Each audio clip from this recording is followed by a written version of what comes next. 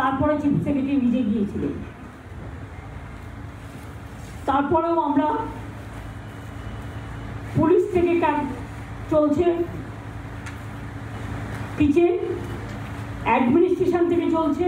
Mascot spin control ল্যাবের পরীক্ষায় এটি প্রমাণিত। কেয়াসেট আলোপেক্স পেন্টা অ্যাক্টিভ নতুন চুল গজাতে সাহায্য করে, চুল পড়া বন্ধ করে। Keya Seth Alopex penta active 10 hair fall প্রবলেমের একমাত্র সলিউশন। ঘাটালের কিচেন চলছে পঞ্চায়েত ডিপার্টমেন্ট থেকে।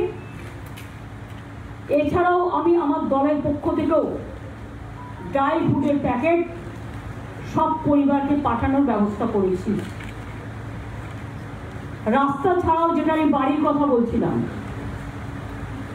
11 লক্ষ বাড়ির মধ্যে আমি ইতিমধ্যে 65,000 বাড়ি মাইনরিটি ডিপার্টমেন্ট থেকে ডেস্টিটিউট উইমেনদের করে দিচ্ছি। কাজে এখন বন্যায় যে বাড়িগুলো একেবারে রসাতলে গেছে, মানে ভেঙে গেছে, সম্পূর্ণ বিধ্বস্ত হয়েছে, সেখানে আমার যে 11 লক্ষ লিস্ট আছে সেই লিস্টের মধ্যে বাড়িগুলো আছে কিনা দেখে নিতে বলেছি। সার্ভেটা বর্ষা মানে জাস্ট শেষ হলেই শুরু করবে। ডিসেম্বরের ফার্স্ট উইকে আমরা প্রথম টাকাটা দেব, প্রথম কিস্তি। 60,000 বাড়ি ইতিমধ্যেই মাইনরিটি ডিপার্টমেন্ট থেকে আমি করেছি, করার জন্য দিয়েছি, সেইটা অ্যাড হবে।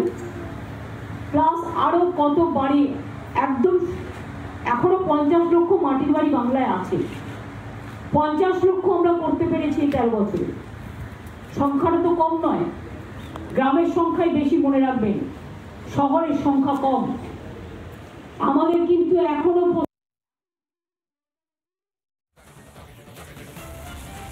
বীরভূমে মুখ্যমন্ত্রীর প্রশাসনিক বৈঠকে নজর রেখেছি আমরা। বন্যা পরিস্থিতি নিয়ে পর্যালোচনা বৈঠক, সেখানে বক্তব্য রাখছেন মমতা বন্দ্যোপাধ্যায়।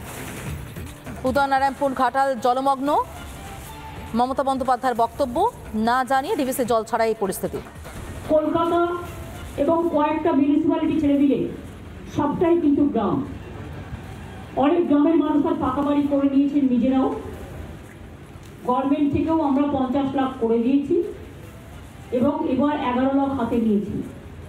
তাতে 60,000 আমার যদি বাঁচে, মাইনরিটি ডিপার্টমেন্টের টাকা, সেটাও গভর্নমেন্টের টাকা, প্লাস আরও 1.5 লক্ষ বাড়ি। পিএইচকে আমি বলে গেছি, পিএইচির কাজ করবার জন্য যেখানে যেখানে সারা পশ্চিমবাংলায় রাস্তা ভেঙেছে পাইপ দিয়ে যাওয়ার জন্য, সেগুলো আগে সারাবে, তারপরে আবার জমি দেবো, টাকা দেবো। পাওয়ার ডিপার্টমেন্টকে বলা হয়েছে জলটা কমে গেলে পাওয়ার টোটালটাই যাতে রেস্টোর হয়। অনেক জায়গায় হয়েছে, অনেক জায়গায় জলের জন্য হয়তো তারগুলো সারাতে পারিনি, কারণ অনেক সময় ইলেকট্রিকিউট হয়ে যায়, বিদ্যুৎকরণ হয়ে যায়।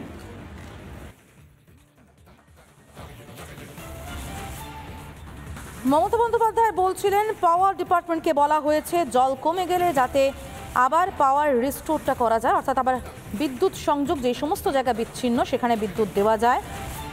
অনেকের বাড়ি ডুবে গিয়েছে এবং গ্রামে বেশি সংখ্যক বাড়ি ডুবে গিয়েছে। ডিসেম্বরের প্রথম থেকে টাকা দেওয়া হবে যে সমস্ত ক্ষতিগ্রস্ত বাড়িগুলি সারানোর প্রয়োজন রয়েছে সেক্ষেত্রে। মৎস্য, নদী, পুকুর, রাঙামাটি, সতীপীঠ, পাথর চাপড়ি থেকে শুরু করে সবকিছুই আছে।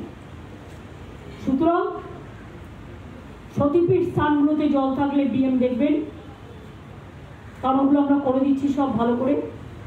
পাথর চাপড়িও দেখবেন। বাকি কৃষকদের জন্য আমাদের শস্য বীমা করা থাকে।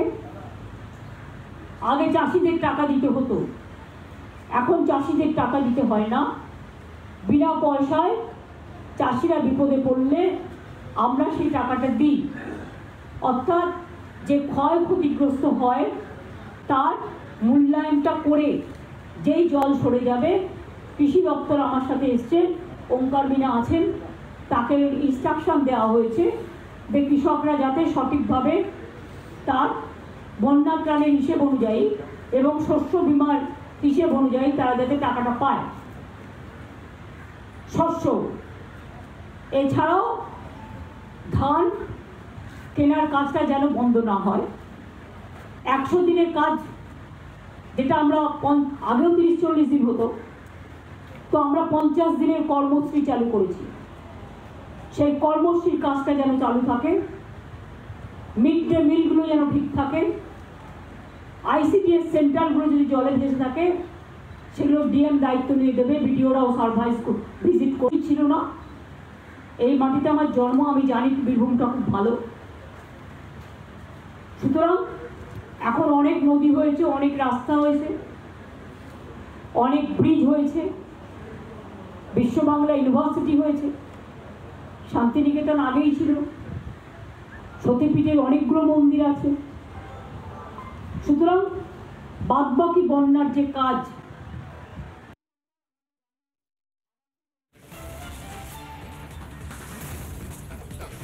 প্রশাসনিক বৈঠকে বীরভূমে মুখ্যমন্ত্রী মমতা বন্দ্যোপাধ্যায় তিনি বলছিলেন যে কৃষকদের জমি নষ্ট হয়েছে, আগে চাষিদের টাকা দিতে হতো, এখন তারা বিপদে পড়লে টাকা সরকার দেয় এবং তাদের জিআর আমরা বলি, বন্যার টানে তারা একটা রিলিফ।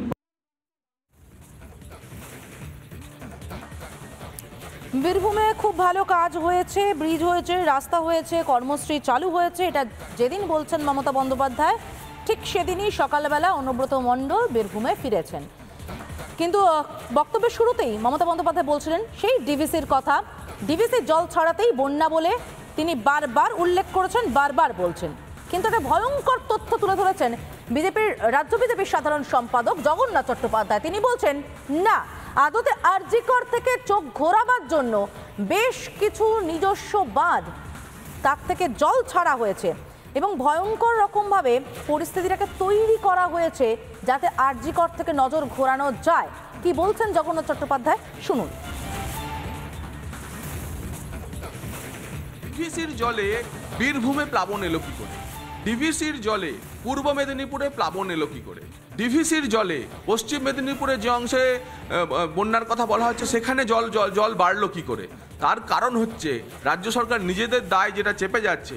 রাজ্য সরকারের নিজেদের যে বাঁধগুলি ম্যাসাঞ্জোর, হিংলো, তেনুঘাট, মুকুটমণিপুর এবং চান্ডিল, কংসাবতী নদী থেকে শুরু করে বাকি সবগুলো, ময়ূরাক্ষী, হ্যাঁ, তো যার ফলে রাজ্য সরকার যেখান থেকে নিজেরা জল ছেড়েছে সবগুলি বাঁধের যদি জলের পরিমাণ দেখা যায় তা ডিভিসির সমতুল।